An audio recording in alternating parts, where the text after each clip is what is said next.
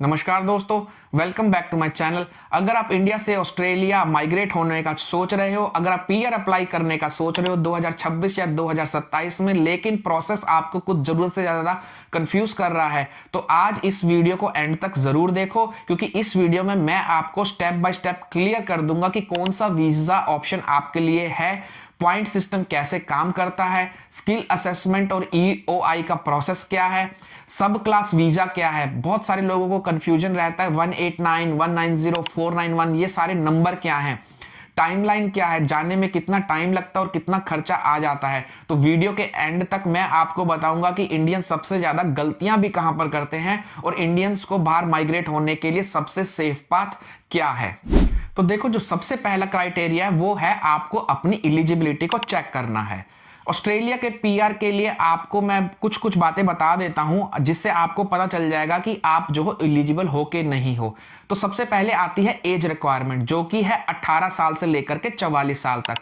फिर आपके पास English proficiency आइल्स की अच्छी होनी चाहिए। आपका स्कोर 6 या 7 या 8 होना चाहिए। 6 तो मिनिमम रिक्वायरमेंट है, 7 और 8 के आपको पॉइंट मिलते हैं, जो कि हेल्प करते हैं आपको उस पॉइंट के जो मैजिक नंबर है उस क्राइटेरिया को मीट करने के लिए। फिर इसके बाद आपको एक रेलिवेंट वर्क एक्सपीरियंस होना चाहिए। जिस ANZ CO कोड से आप अप्लाई कर रहे हो उसका जो रेलिवेंट वर्क एक्सपीरियंस है आपको होना ही चाहिए, और आपका स्किल असेसमेंट जो है वो आपको क्लियर कराना पड़ता है। ये रिक्वायरमेंट चेक किए बिना आप अप्लाई नहीं कर सकते।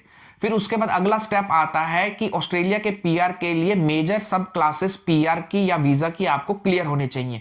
तो 189 का मतलब है स्किल इंडिपेंडेंस, जिसका मतलब है किसी भी स्टेट की कोई भी कमिटमेंट नहीं है। एक बार आपका ये वीजा लग गया तो आप पूरे ऑस्ट्रेलिया में कहीं पर भी काम कर सकते हो। फिर उसके बाद जो दूसरा आता है वो आता है 190, जिसका मतलब है skill nominated state nomination is required. यहां पर कोई स्टेट आपको नॉमिनेट करता है, जैसे पर्टिकुलर किसी एक स्टेट ने आपको अप्लाई कर दिया या फिर आपको नॉमिनेट कर दिया, तो फिर आप उस स्टेट में ही काम कर सकते हो। फॉर एग्जांपल, जैसे कोई एक स्टेट है XYZ, लेट्स से विक्टोरिया, अगर आपने उसके थ्रू पीआर ले लिया तो आप सिडनी या कहीं और काम नहीं कर सकते। आपको उसी स्टेट मतलब मेलबर्न के आसपास या फिर जिस स्टेट में वो आता है वहीं पर ही काम करना पड़ेगा। तो आपके पॉइंट्स और आपकी ऑक्यूपेशन ही डिसाइड करेगा कि आपके लिए कौन सा वीजा बेस्ट है। फिर इसके बाद आएगा एक स्किल असेसमेंट, जो कि सबसे मैंडेटरी स्टेप है। तो इसके लिए आपको जो डॉक्यूमेंट्स चाहिए होंगे वो होंगे आपकी डिग्री, आपके एक्सपीरियंस लेटर और आपकी सैलरी स्लिप।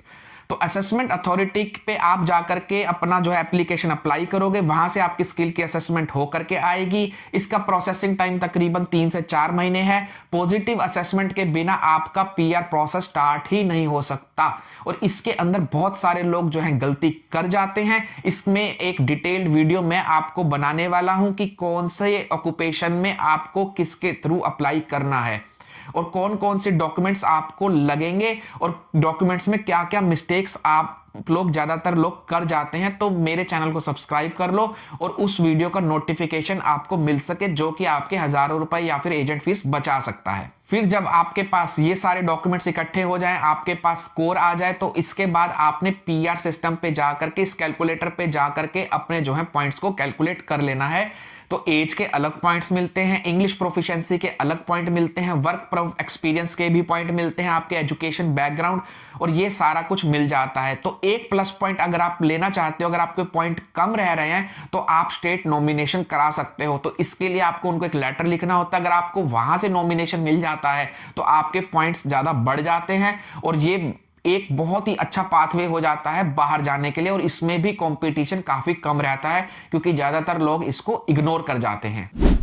फिर जब आपका स्किल्स क्लियर हो जाए, असेसमेंट हो जाए, आपका इंग्लिश का टेस्ट क्लियर हो जाए, और आपके पीआर कैलकुलेटर में जो पॉइंट है वो 65 प्लस बैठ रहे हो, तो आप एक्सप्रेशन ऑफ इंटरेस्ट को डाल सकते हो। एक्सप्रेशन ऑफ इंटरेस्ट सबमिट करने के बाद आपको वेट करना होता है। इसके बाद आपको वहां से एक इन्विटेशन आता है कि आपकी जो एप्लीकेशन है वो एक्सेप्ट हो गई है। तो बहुत सारे लोग यहां पर भी गलती कर जाते हैं, वो सोचते हैं कि अगर इन्विटेशन आ गया तो हमारा पीआर लग ही जाएगा। मगर मैं आपको बता दूं कि ये जो आपके पास आता है इनविटेशन, इसके बाद एक केस ऑफिसर असाइन किया जाता है जो कि आपकी केस की पूरी स्क्रूटनी करता है।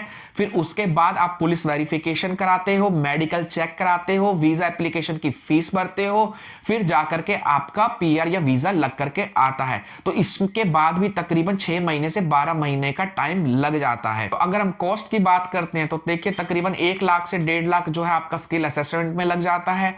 20,000 के आसपास आपकी इंग्लिश टेस्ट की फीस लग जाती है। फिर वीजा की फीस जो आजकल चल रही है वो चल रही है 4,000 AUD के आसपास। फिर आपको मेडिकल और पीसीसी का जो है एक्स्ट्रा लगेगा और टोटल टाइमलाइन आप 1 साल मान करके चलो। और अगर आप 491 के थ्रू अप्लाई कर रहे हो तो ये जो है 1.5 से 2 साल भी आपके लग सकते हैं।